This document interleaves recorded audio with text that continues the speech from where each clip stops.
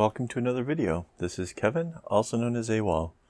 I have to admit right out the gate here, I have lost some footage. I'm not sure how, but there was me showing how I put together the first part of this, and it's just gone. So I'm going to have to show you what I made with basically what I have left. So this is it. Here I am, I'm joining two of the mid-size sections together. And what we have is, this is, each one of the loops is a different color of the rainbow. So there's going to be 6 loops, and each one is a different color. And we're going to use the randomizer again, and the numbers we're using is 3 to 8. So if you're using like a regular dice, just add 2 to each number. Right? So if you roll a 1, that becomes a 3. If you roll a 6, that becomes an 8. So, and everything in between. Obviously, that's a lot more difficult than just letting the computer spit out a whole bunch of random numbers, but not everybody has a computer. I understand that. So that's a way of doing this one. So each one of those loops is 16 strands. There are 6 loops. That makes a total of 96 strands, and each one is a third of a skein in length. And this time I thought I would try to actually work out the math and be able to give you the numbers in case for whatever reason you wanted it. So a third of a skein is 2.66666, that goes on indefinitely, meters, which is obviously less than helpful. So you're thinking maybe whatever the Americans use. Yeah, that's a skein is 26 foot 2.9 inches approximately. And if you divide that by 3, you end up with like 8 foot 0.7489. And again, I didn't feel like that was at all helpful. So just dividing a skein into thirds is just easier. It gives you the length that you need to assure that you don't run out of string before you get to the end of this. I have in previous videos given how I add the string, or how I cut it into thirds.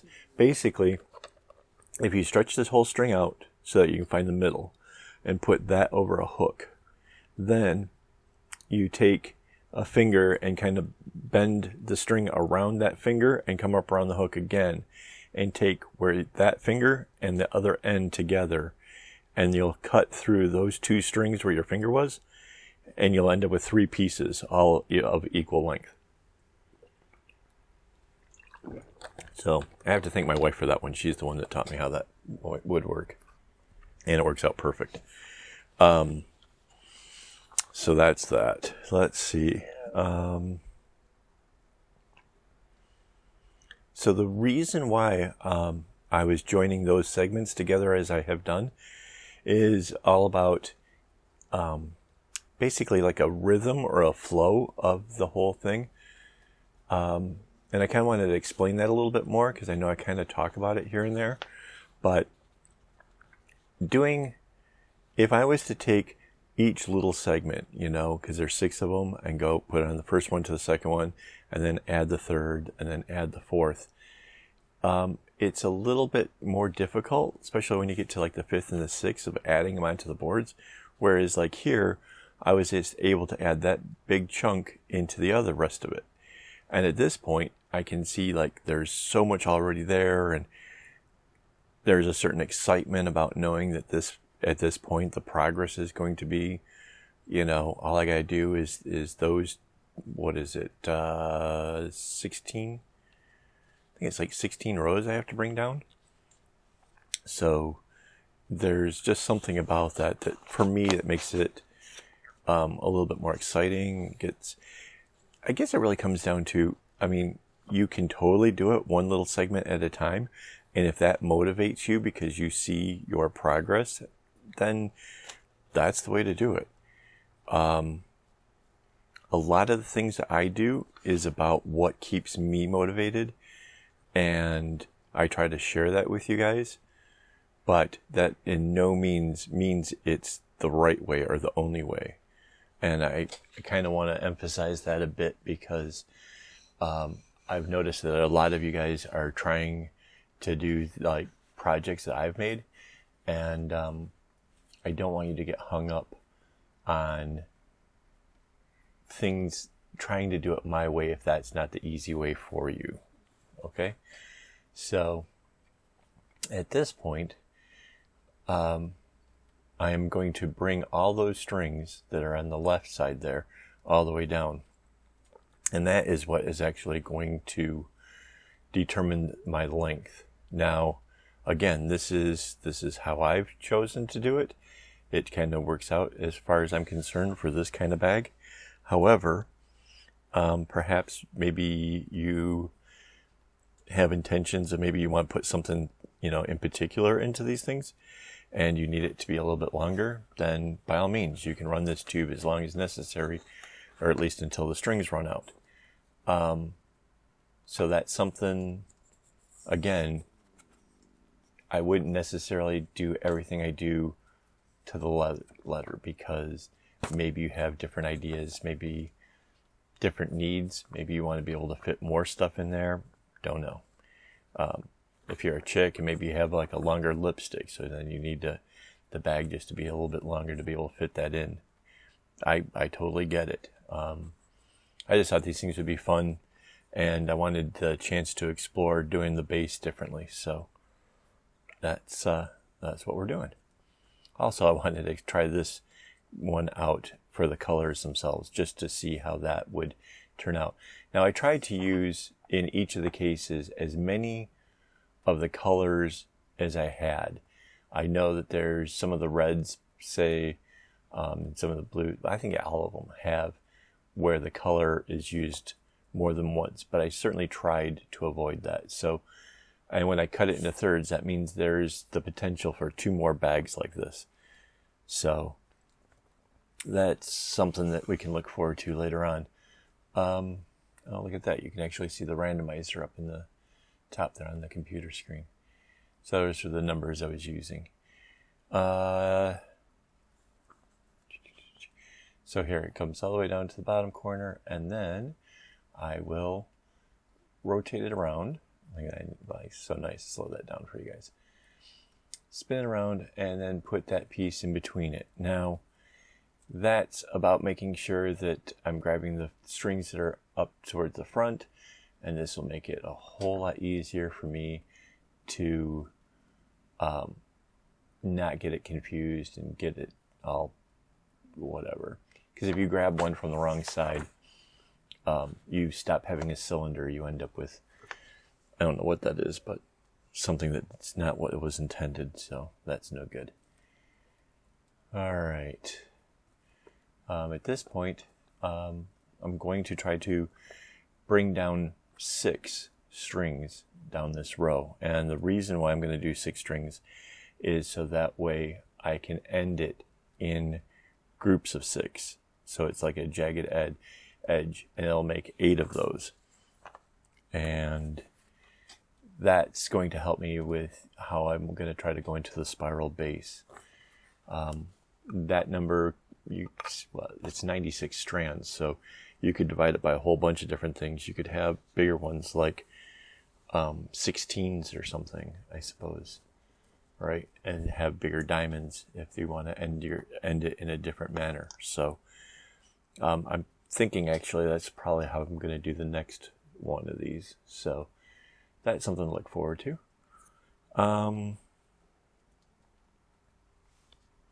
So yeah, the joining thing, that basically I know I've shown that like so many times, but I kind of want to go over this stuff like each time I talk about it, because I keep getting more and more people following me. And if you're new to having watched all this, there are a lot of videos prior, and I probably am not saying as much as I should. So you might need to go back to the earlier ones where I'm kind of going over every single little detail, because the further I get, the more I expect that people know what I'm doing, but I'm kind of realizing that maybe that's not the case.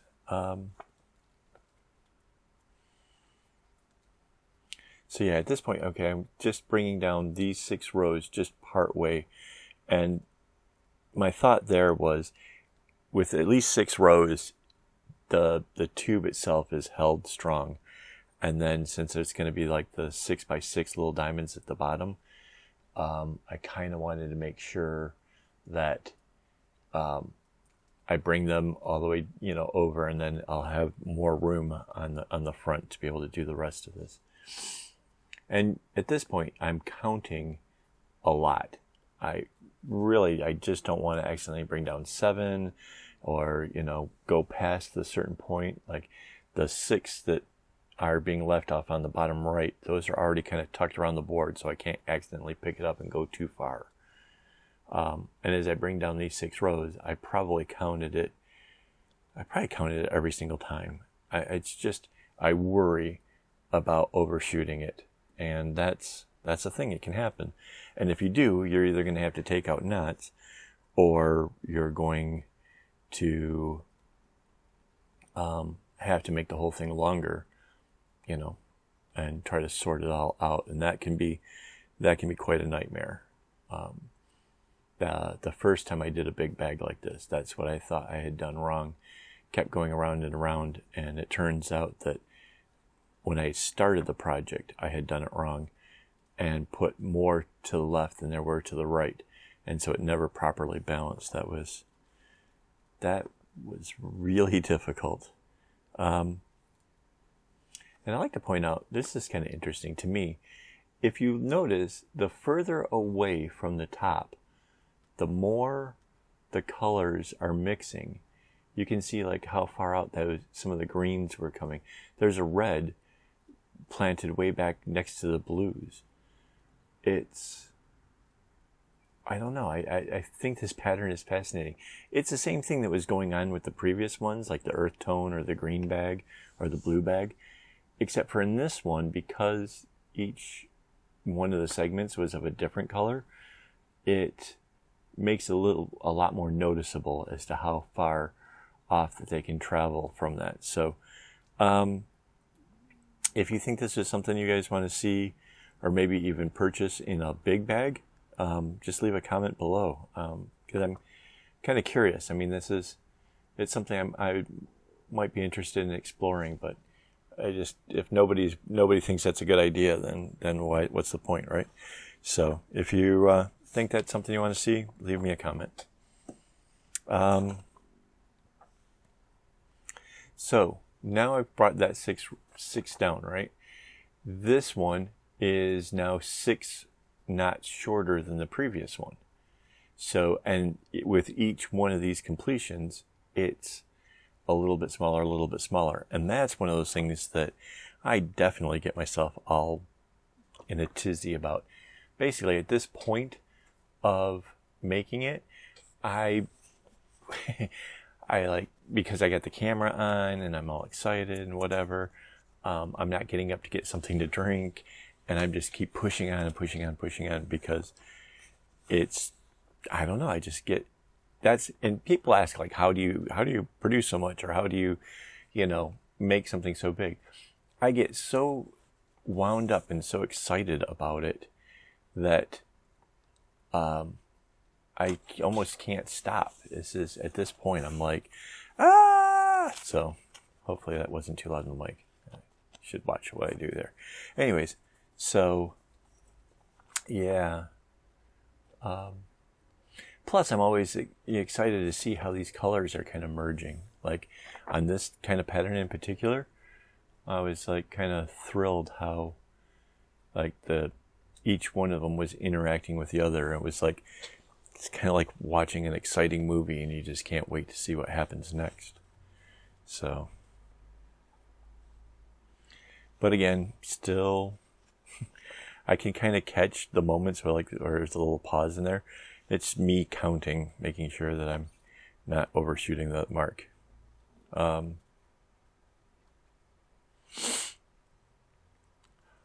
Mind you, too, here's something. All this progress and all this stuff that I did,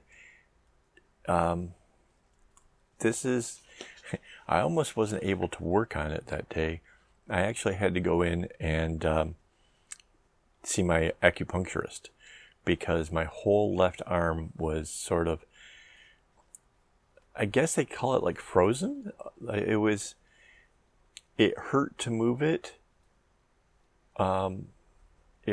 It's hard to describe. It was just my whole, from my neck all the way down to just above the bicep and around the back, all along like the shoulder blade area, was just an immense amount of pain. And if I held still, it was fine. But if I just moved in any kind of way, it was incredibly painful. So I went and became a pincushion, and that my doctor is fantastic. So he went and got me back on path. And rather than coming home and resting or anything like that, nope, this is exactly what I did. So kudos. So if I were to add that into the cost of the bag, that would have been another $25, but that's not the case. That was all on me. I think I have been kind of overdoing it. These bags have been a lot of fun, and yeah, look at that. So awesome.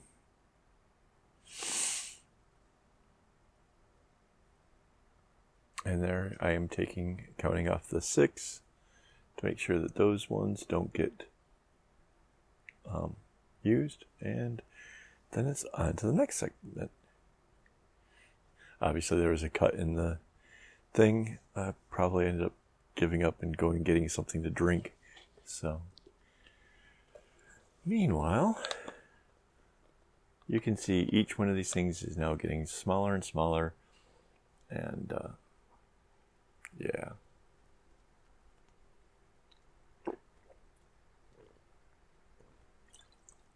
All right. It's super warm over here, so getting something to drink there. Just talking about it made me thirsty. All right. So now the oranges are coming in. It was just fascinating to me. Like, the oranges almost make it to where the greens are. That's amazing. So, yeah.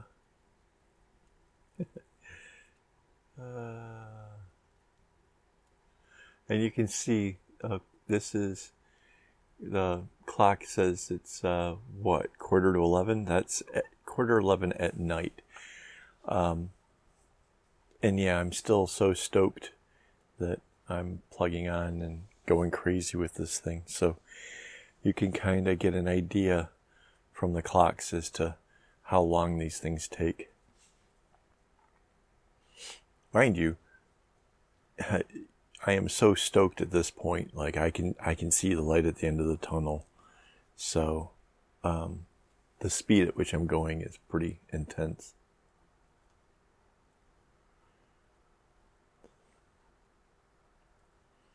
Oh, I was saying about the colors, yeah.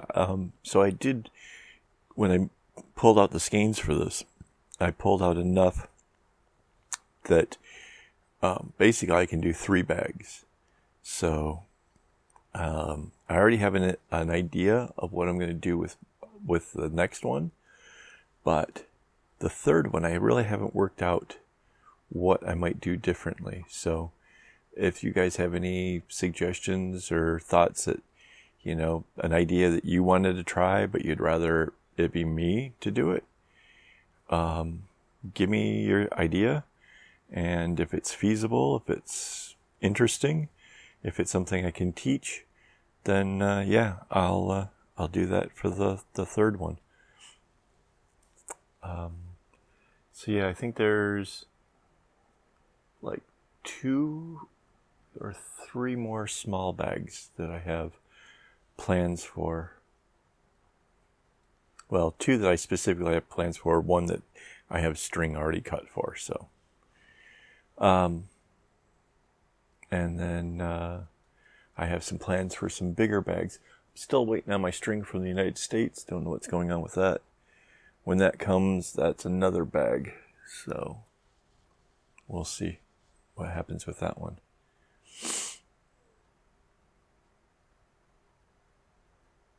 So now we're going from the oranges into the reds, and at this point those two are already mixed up. Yeah, even the orange did come in contact with that green. It's so cool. Yeah, this bag is nothing short of epic. And as we get further along here, you'll kind of see why. It was everything I was hoping for. And I guess that's part of the whole thing too, right? Like the last one I wasn't quite happy with, so maybe I overcompensated or whatever. I made sure that wasn't going to happen again, and this time the effort really pays off. Kind of like how this one turns out.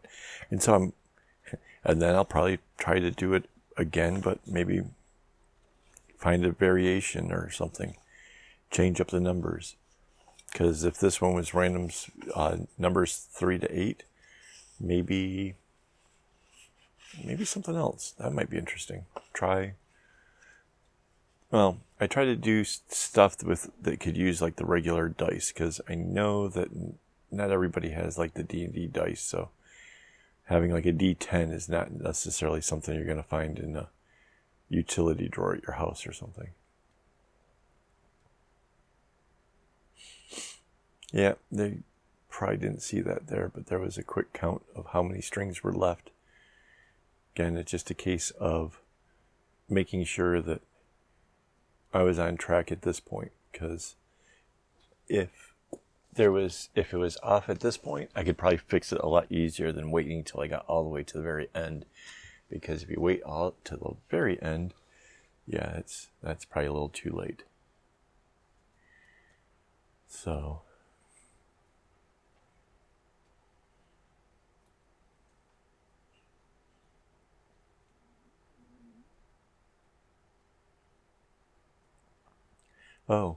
so the way I'm throwing those strings off to the side over there that are like lining up on the desk, that is because if I put them in the whole big group, it'd be very difficult to count. Well, not terribly difficult, just more difficult, more whatever. By setting it off to the side, I can easily see how many there were and know when I hit the number 6. If I had it, down with the whole rest of the group, like this right here, like how it's just sort of laying down in there, a little less likely to be able to see what it is. But mind you, at this point, I'm, the last 6 rows, the last 6 knots, this was a cakewalk. This was the final stretch. So, wasn't as worried about there. But that's kind of like when I toss strings certain ways, that does a thing. Okay, so now I am still using that same paper cup that I had before. I keep just throwing it on the floor, like next to my desk, because I just know I'm going to need it again soon enough anyways. And I used little black loops for my string to try to mark off the tops of the 6th thing. And this time I'm drawing in the very first string of the 6th on the left-hand side. So I'm drawing in the first one, the 3rd, and the 5th. So basically reducing the one side down by half right out the gate. And you can see it really stretches that last one pretty big time. And then the first string goes all the way across, and the other ones only go, there's 6 of them, so it goes across 4.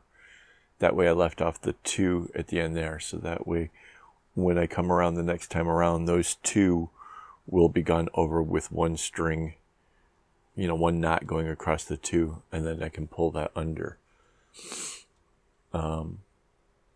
Which is a fairly aggressive removal of string, but it was, I'll worked out really, really well in the end.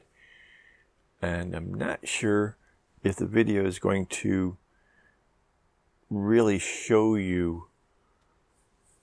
Well, maybe you can see from the clock. So it's what, 12:35? This end here definitely went into a fevered push. My wife had gone out to spend some time with her mom, and I was in here on my own working on this. And as I got kind of into it, I got so like, oh yeah, this is working, okay. And yeah, I left myself really parched. I was dying of thirst. By the time I finished and pulled the strings through, I had to kind of stop everything and run and go use the toilet and get a drink and because it was just a push to see this whole thing get finished. And I guess it really, I can see even at this point, as it's starting to curve in, it's doing the things that I wanted it to do. I could see the bits that make it going to become points of interest, and that when you look at it, you're like, oh, that's a thing, and you see those shapes kind of moving around and stuff. So that's again, use whatever you have to motivate you, even if it's just getting excited over something that you kind of knew was going to happen. That's how I get things done. You might notice I missed some of the black loops. And again, I was just so amped up, and it's late, it's almost 1 o'clock in the morning.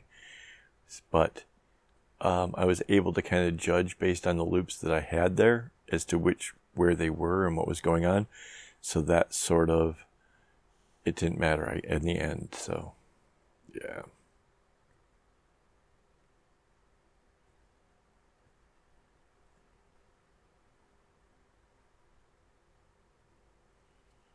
So the most part, the 3 that came in out of the 6 pretty much stayed being together for all the way down in. I think you'll be able to kind of see that as we kind of go along. And it was just basically dropping off all of the other strings. And I never get too far ahead. I never get to where I'm working only on one side. You can notice I have to keep rotating the bag as I'm working.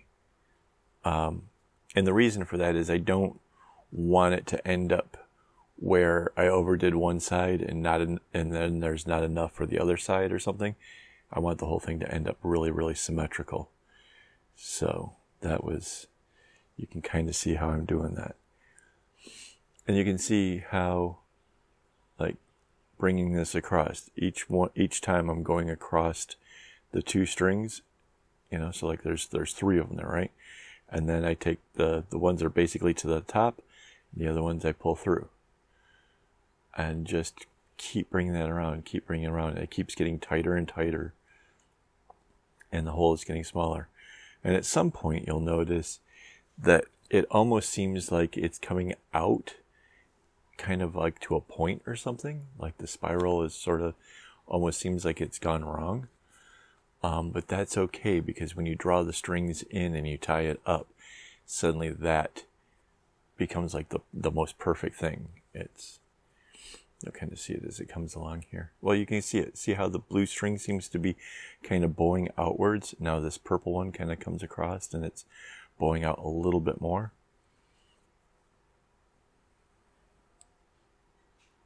Now that orange that's there, that seems like there's a big gap, that has to do with where one of the strings that got pulled in, and when that gets tied off afterwards, that kind of goes away. So that seems like a thing at the moment, but that stops being a thing momentarily. And you can see I'm just going over all of the 2, 3 knots at a time, and then take out half of what I went to. And that just keeps continuing until it gets basically down to where there's just like one string left. And that's how I kind of knew that I was sort of at the end of the whole thing. Plus the size of the hole in the center was kind of getting small. So kind of the giveaway is that you're there already. So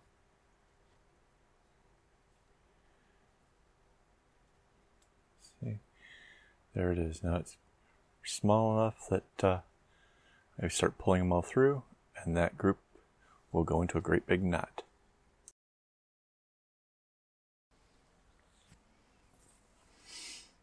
So yeah, then I pulled it through, and you can kind of see how that makes just that little center right there. It's I don't know, this whole thing was epic. All the colors came out better than I hoped. Oh, you can see here. So my original idea when making the other bags came down like this with all the stuff. My thought was if I came from the other side and brought those two together, that would somehow look really cool. And yeah, I really do think that looks really cool. I think the way it closes up real like that, I think that looks really cool. So once the strap is done, that's a thing, right? I mean, yeah, this is epic. This is definitely one of the favorite things that I've actually produced as of late. So, but yeah, if you guys have ideas, things you want to see me try, or maybe parts of these things that maybe I haven't explained well enough, just leave me a comment and I'll try to get back with you. I try to answer as many of these things as I can. I have even a few people out there who are trying some stuff on their own and asking me for advice, and I will do my best to try to help you guys through those things. So, all right. But yeah, there you go. Epic rainbow bag completed. So, until next time, don't get your strings in a bunch.